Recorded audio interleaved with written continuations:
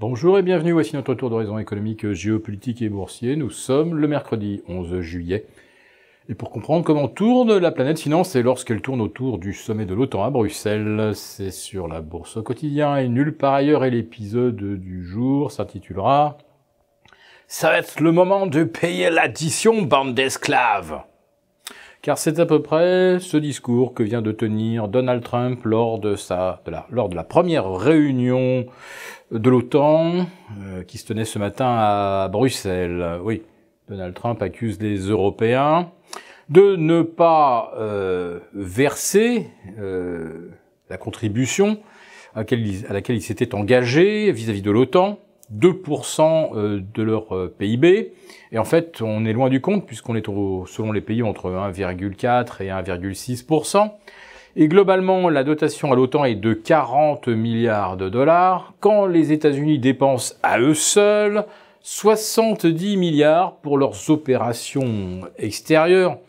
Comprenez les guerres impériales qui sont toujours en cours, et les bases militaires, plus de 800 réparties à travers le monde, et en grande partie d'ailleurs du côté de la péninsule coréenne.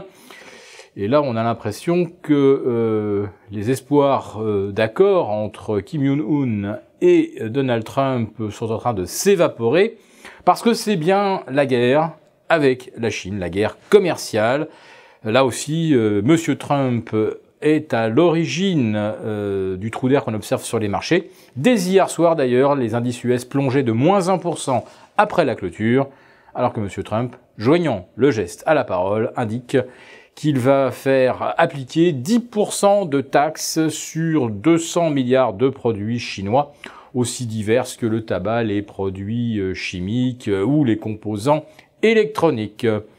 Pékin va pouvoir riposter puisqu'il n'y a pas 200 milliards de produits américains à taxer en Chine, il n'avait que 135 milliards, et comme 35 milliards le sont déjà, il ne restait que 100. Donc à ce petit jeu, c'est bien les États-Unis qui gagnent.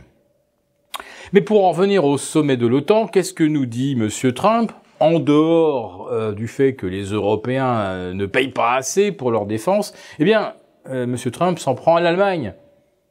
Esclave, otage de la Russie. Bah oui, parce que le pétrole et le gaz russes sont pratiquement pour 50% dans le fonctionnement de l'industrie allemande. Donc voilà, les Allemands sont des esclaves. Alors, va-t-il tenir le même discours à Xi Jinping, qui dépend aussi du pétrole et du gaz russe? On verra bien. En tout cas, Monsieur Trump se fâche avec les Européens, se fâche avec les Chinois. Est-ce que cela peut donner quelque chose de bon d'ici 3 ou 6 mois? Alors, il y a les échéances électorales naturellement aux États-Unis et une bonne partie de la méthode Trump, c'est-à-dire batte de baseball. Peut-être que ça cessera après le mois de novembre. Mais d'ici novembre, ça peut quand même faire pas mal de dégâts. Ça n'en a pas fait beaucoup pour l'instant, puisque les indices US, vous avez pu l'observer, sont proches de leurs records absolus. On a même battu un nouveau record hier soir sur le Russell 2000. On s'est approché à 0,5% du record absolu sur le Nasdaq.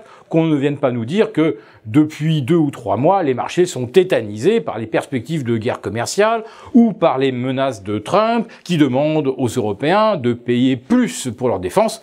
Autrement dit, peut-être de creuser un petit peu leur déficit. Les marchés sont au zénith. Autrement dit, ils n'anticipent rien. Ils ne prennent quasiment pas de précautions, à peine des couvertures. Et puis quand on regarde le VIX, alors là, on est à des niveaux de complaisance assez surréalistes, puisque le VIX est retombé aux alentours de 12,5 hier, c'est-à-dire tout près des planchers historiques. Autrement dit, tout va bien, la croissance mondiale, elle va être radieuse, c'est l'accord parfait, l'harmonie universelle entre les États-Unis et le reste du monde. On ne pouvait avoir de meilleures raisons, on ne pouvait connaître de meilleures conditions pour investir. Et oui, il faut bien constater que les gérants ne vendent pas, même pas de véritable vente de précaution, et il faut se demander pourquoi. Alors la réponse, vous la connaissez en partie, mais nous allons vous la redonner. Ça fait déjà presque 2 mois que beaucoup d'investisseurs n'investissent plus. Autrement dit, ils ont une poche de liquidité, ils ont une partie de portefeuille, on va dire, plus conservateur. Et puis après ça, ils se retrouvent avec pas suffisamment d'investissement. Donc même si les circonstances sont exécrables, tenus par leur mandat, les gérants n'ont pas d'autre choix que d'acheter du papier pour respecter les proportions auxquelles les fonds sont exposés. Voilà, c'est aussi bête que ça. Nous sommes maintenant dans un marché où il y a un acteur unique, la Banque centrale, mais la Banque centrale aujourd'hui, elle se retire du jeu. Et vous avez des gérants qui se disent, dans ces conditions-là, vaudrait mieux sortir, mais qui ne peuvent pas. Et non seulement ils ne peuvent pas, et quand ils le devraient, il faut qu'ils rachètent du papier pour respecter leur mandat. Voilà comment un marché peut aller dans le mur, parce que si vraiment ça commence à baisser, eh bien c'est certain, il n'y aura vraiment personne pour acheter. Personne ne veut mettre le doigt dans l'engrenage au risque de se faire broyer.